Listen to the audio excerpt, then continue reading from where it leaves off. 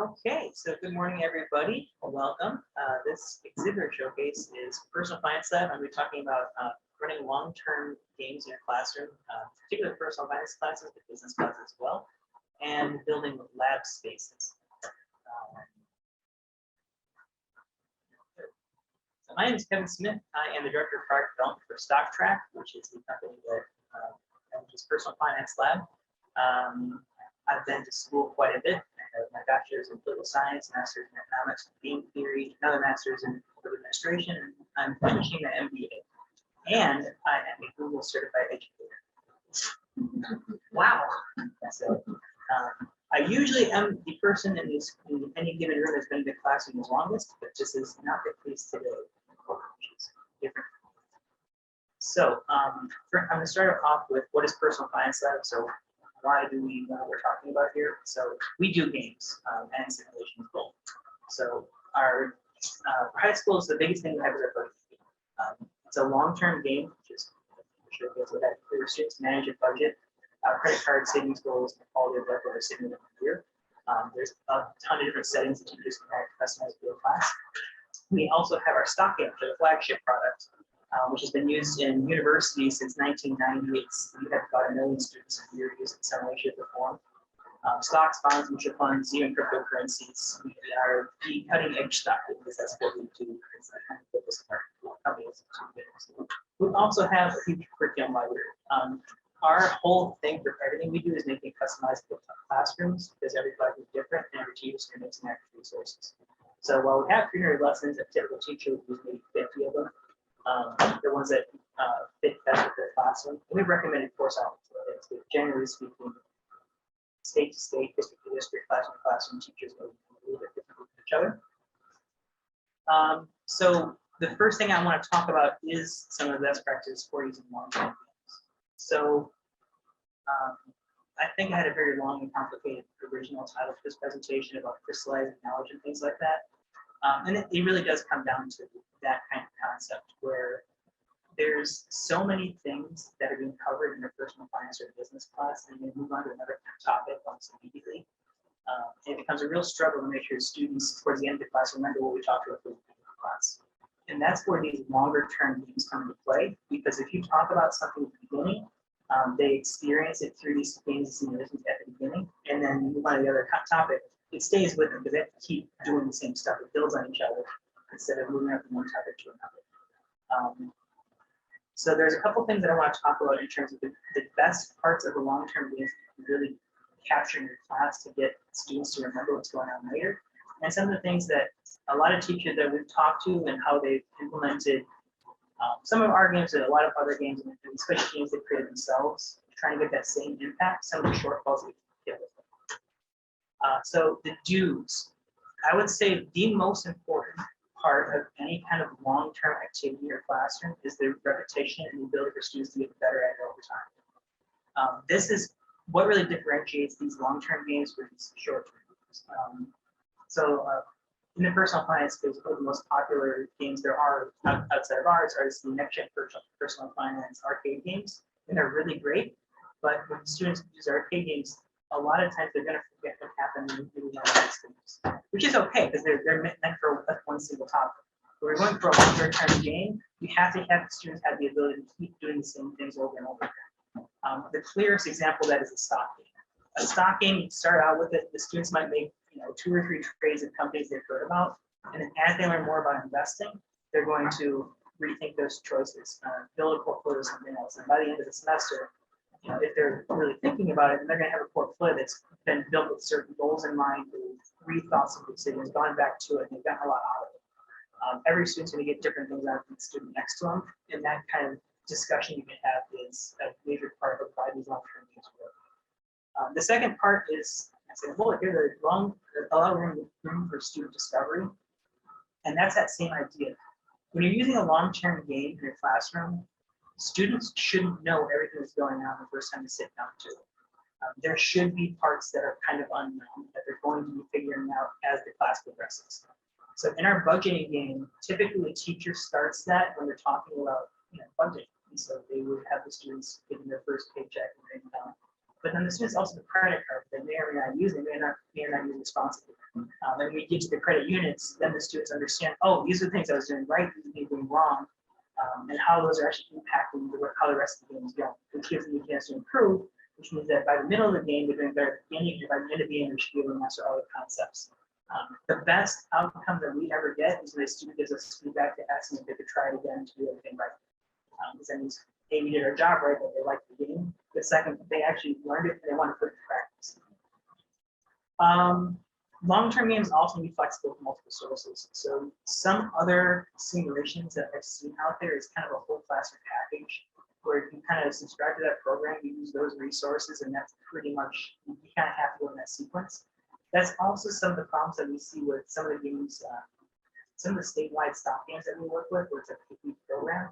They work really well if you can make it work those 8 weeks, but if you can't, then you have to move on your class and shift it oddly. The best you can do for long-term games is being able to use your own resources too.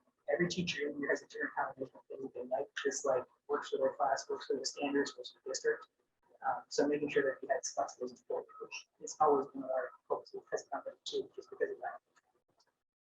Frequent callbacks to class material.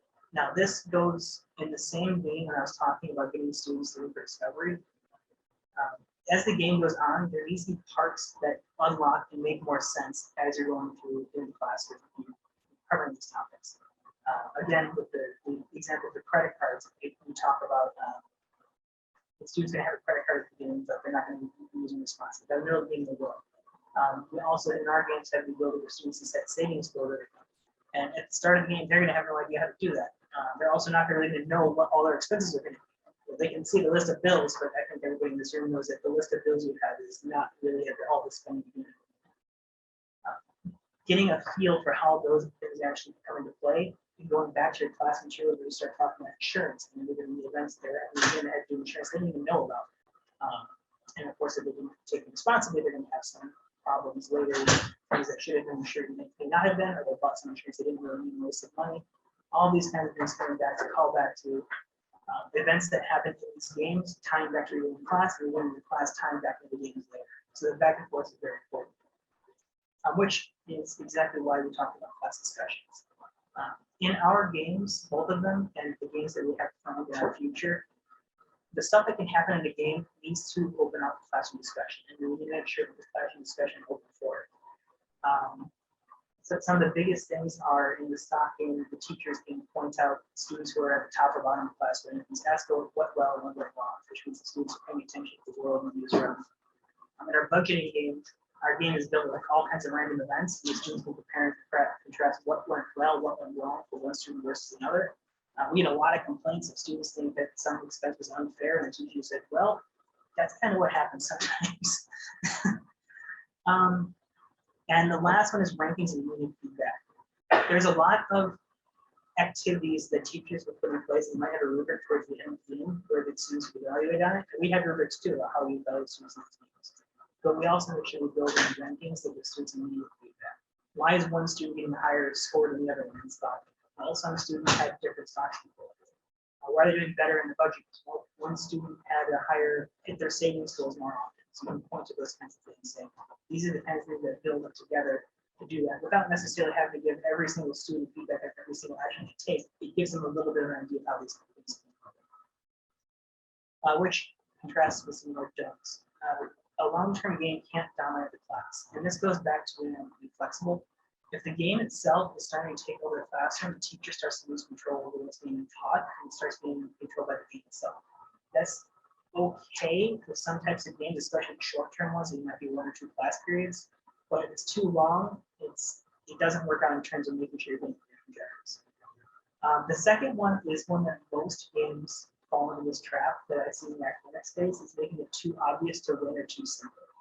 I have seen other budgeting games where you really win the game by just not spending money. If that's how the game wins, every student just knows that and they go through the game. They didn't really learn much other than I'll never spend money in real life, which isn't how it's actually going. Another problem that I see sometimes is, you know how I was talking earlier about being able to have students get the room for discovery and callbacks to class material? It can be a problem if you start changing how the game works in the middle of the semester. Now, I've been talking to some teachers who basically build their own kind of classroom marketing games and have things that come in different points of the class. But then when you start adding game parameters, like let's say students only get a credit card after the semester, that means the stuff that we're doing up to that point may not have even made sense in your mind. That would context of a credit card. So you're just, instead of saying these are things we know all at once, you're saying in the real world these things will get unlocked one at a time. That's not really how it works. This is actually a really good way to run a video game, but it doesn't work so well when you're trying to have a specific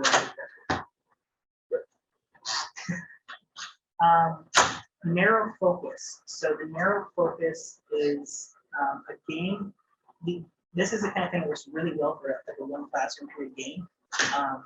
We're just learning about credit cards. We're just learning about loans. We're just learning about the longer term the game, the wider focus needs to be. Otherwise, again, you're just kind of beating a dead horse at a certain point. Where the students get it. Yeah, you'll repeat it so they remember it later in the semester, but it's not being added to anything else. And unfair feedback for students. There's other things that the long-term game needs to have in terms of what is just generally called gamification first. And these are items where it needs to put together to get the students engaged. So it's not just kind of a dry text images and your scores broken down. The first thing that we do is badges. But students earn badges through our games as they go through both of the games and building their both trades, but also as they demonstrate concept mastery, they upgrade the levels that they have. So these are like credit card badges because you use your credit card responsibly a certain period of time. We also do rewards. So the curriculum that we have built into our games, the teachers can also set it so the students earn cash rewards in both of the games because of the actions they've taken. So the direct feedback loop where you finished all of this week's assignments on time. You get an extra $1,000 to invest in stuff. They're a bonus in your classroom. We even have it set up where a teacher can say, you actually start with $1 in your stock portfolio, and you unlock money in there as you complete the lessons on investing. So you master these concepts, and now you can actually start to practice. The last one is certificates. So it's not a big deal in every classroom, but some students really are motivated by getting a certificate of achievement or certificate of completion.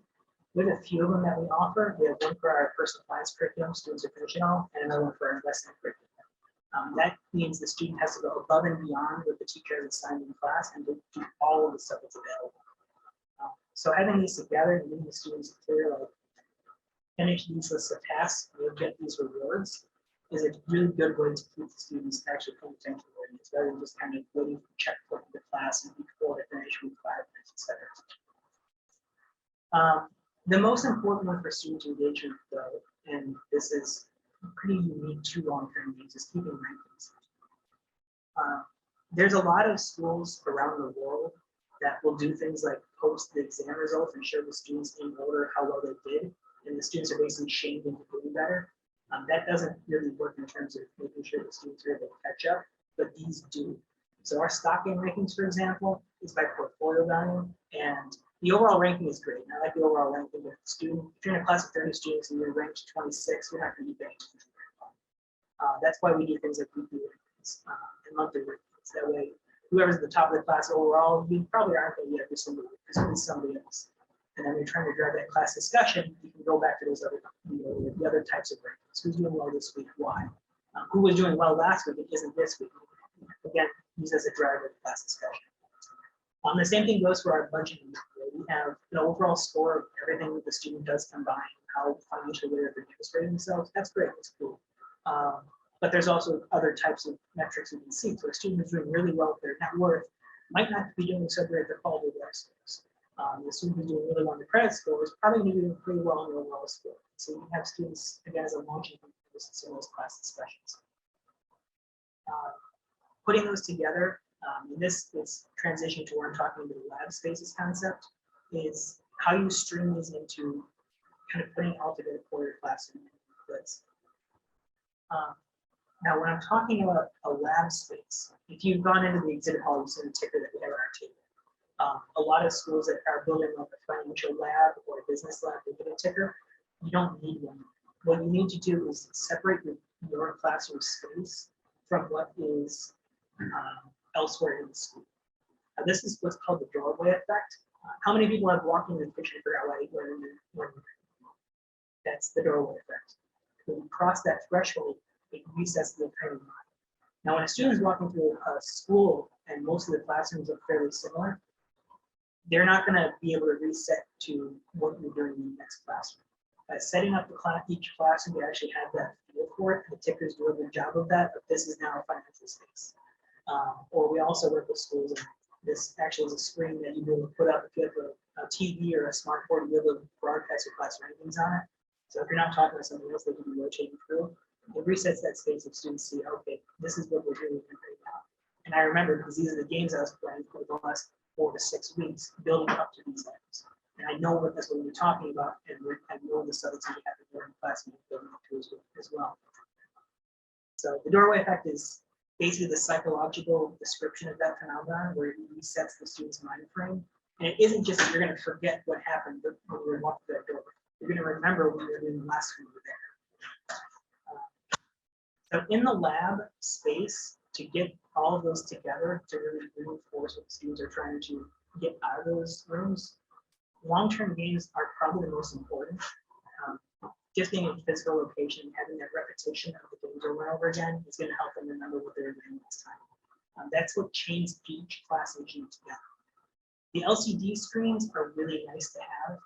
At this point, most schools have some sort of screen that they can use, and being consistent is on that screen during classwork is important. So we build widgets to go on the screens as well. So your classroom history is stock and budget. Words of the day. So we have a library of about 150 glossary terms that we work through there. Sure. You mentioned to other people that LCD screens. Some people are saying, "Oh, you have to get these," but as you know, in my classroom, I was able to get a TV with a little widget, and that was very cost efficient. And it does have a couple of troubleshooting issues, but it's fabulous. Yes. So Joey has been using PersonalFinanceLab research for a number of years now. I think you were one of our first schools to actually build a lab. These screens that you see on this picture here, these are built by a company called Rise Display. They're very high quality stuff that need to be on for years at a time. You don't need something that fancy. If you have any screen in your classroom, there's a stick you can put in, costs like $100. If the TV's already got an internet connection, you can put your stuff on your computer onto it. You don't need. You can run it in the browser and just put it on the screen. So it's not like this is a super expensive lab space to build. You're just looking at screens and posters and stuff. It's just resetting that space to make it look good for students. So the LCD screens, like I said, those are a really cost-effective way to set that space. Posters are the most cost-effective. The Atlanta Federal Reserve has a library of 20 or 30 economics and financial literacy posters that send out for free. We can give you a link to go, and you can just go to them and we'll send you videos you want. We as a company are also building bigger and bolder posters. One thing I don't like about the Atlanta is some of this text is a little bit small, so you can't just go across the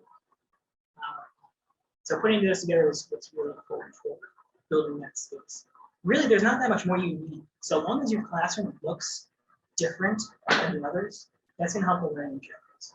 If your classroom has these LCD screens that are displaying class rankings and financial data when you're not just actively teaching, that's going to attract more students to that classroom. The ticker, of course, is the crown jewel. The classroom has it because students get it outside, they just want to be in that space. Especially all the students who these days are interested in investing. With the crypto boom, there's been so many more students who want to get into it than ever before. Joe, you have a lab. Do you have anything to add to this? The students love, when we're sitting there presenting information and they need another focal point in the classroom, I know students go there and like, oh, that's the word of the day. And they may not necessarily be focusing on what I'm saying or presenting actively, but they're getting the information or some information through the lab, and they'll refer to it later. Oh, this is running. The word of the day today was this. How does that apply to what we're going through? And it has accounting and it has personal finance. So I can use it in both areas. We have accounting one, an economics one, the word of the day, which is general investing in personal finance and specific personal finance. We're actually going to be rebuilding those over the summer too, because they started to look a little bit weird with our updates. So if you want to learn more about this stuff, we want to see how things work. We have right now our free teacher test drive is going on. Actually, there are two things going on. For the next 2 weeks, we have a free challenge. It's a national competition. There's only 2 weeks left, so there's not enough time. But we also have a free teacher test drive that is all year round where you can sign up. We just did a preview from the student's perspective. You can email us, sales@PersonalFinanceLab.com with a personal demo. We can talk about how we can use it in your school and your classes. How much time do I have? About 5 minutes left, which gives me just enough time to actually pull up what it looks like for students to get a little bit better at what we're talking about here. So this is the dashboard on our site from the student's perspective. And this is what I mean, like a student, I don't know how we're doing it because it's changed so much in the last 2 years with remote learning and in the classroom. It used to be the student would come to the class and look at the campus at the time to Zoom. But for us, if a student is using PersonalFinanceLab, one of the first things they're going to do in their class is go to their dashboard on PersonalFinanceLab, because this is where they're going to see what's their current stock portfolio value and what their current class rankings are. They're going to see because that's going to change overnight. It's going to be completely different today than it was yesterday. So that's going to be the first thing to look at. As the games go on, they see their budget game, their overall scores, their credit scores. I haven't started yet, so all the scores are zero. I did put some credits in the portfolio. But the main focal point of it is this is the stuff my teacher is asking me to do this week. I have a certain number of lessons I need to accomplish, I have a certain number of videos to watch, and unit assessments to complete. Every lesson that we have in our curriculum library has assessments built onto it, so you get instant feedback for the students on the doing. Including teacher summary reports as a whole. These are the questions my class is getting right and wrong. Level up with that. These are my badges that I've been earning. So I have this is the one I currently have set. I just recently earned this one. If I click on them and go to my achievements, I can see how I earned them and where they came from. If I go to my rankings page, I see my badges, I see all the other students in the class's badges. Also, I'm earning my financial lease certificate. I've made very little progress, but once I fill it up, I can download my PDF with my progress report. Again, I have a word of the day here. And my teacher can post announcements for me too. So if you're using it as homework, you can remind students what's expected. If you've ever used a stock one before, this is the best one there is. And I don't say that lightly. We actually look at it all the other side and make sure it's the best one of all times. Test trading, where you can see that if you're using this in an investment class, there's a symbol lookup. Students can find those symbols immediately. I have US at Toronto stocks at cryptocurrencies turned on, and research tools built in here. I can see the financial statements of every single company. They're all built in the platform. Income statements, balance sheet, cash flow statement going back 20 years. Price history, apples ratings, detailed place. And most importantly, when it comes to making sure students are making something out of it, when they go to trade, they have to write why they can't just don't trade in the portfolio. Yes, they actually trade why they can make sure that students have to write something before they finish trade. You, of course, can see this too. Can we show where people can set the parameters and they use short and they do all that? There's a lot of settings. Yeah, overwhelmingly at times. We are making over the summer. We're having a new quick create where if you don't care, you can just skip them, but you can pull that up real quick to show you what somebody said look like. A class name, description. This appears when the students go to register, or you can also just generate accounts for your class depending on your schools and privacy settings are really. The students are able to create a user or not. Registration window, time zones for all the timestamps, forum, the students can post messages to each other. Do you want badges? Do you want certificates? Do you want certificates? Which ones?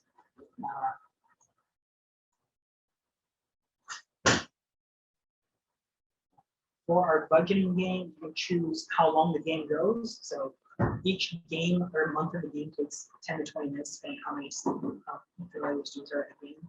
How fast the students can complete it. If the students start in part-time mode as a part-time student, looking at college degree, or if they're starting their first job, how much money they start with, how much money they earn their job, all these other settings, and what all of these are going to look. Students have options for these things that are going to be around when you set up the individual class. So you can set this to be more list for your geographic region. And a summary so you can actually see. When we first launched the budget game, we didn't have a summary, and a lot of teachers gave their students real estate expenses and everybody working really in the paper. So we fix that. Stocking, currencies, trading dates, starting cash, and deposits. So instead of just giving your students $100,000, you can give them $10 and then give them another $1,000 a week to invest. Interest on cash, when they borrow money, they trade short sell, new prices that stay with penny stocks. And students see each other's trades. Do you as a teacher want to be in the rankings? I highly recommend it because being a teacher becomes a big motivation. Risk adjusted will do those with finance classes. What security types they can trade, how many times they can trade. Do you want to force them to have a certain percentage of their portfolio in stocks as a mutual fund? So they just have to trade whatever they want. What international exchanges go for? And we have our entire curriculum library. You can choose which lessons you want. So there's a ton of stuff in here. I can't really do it justice in this time, but I want to demo it. So I think I'm pretty much out of time. There's any last minute questions on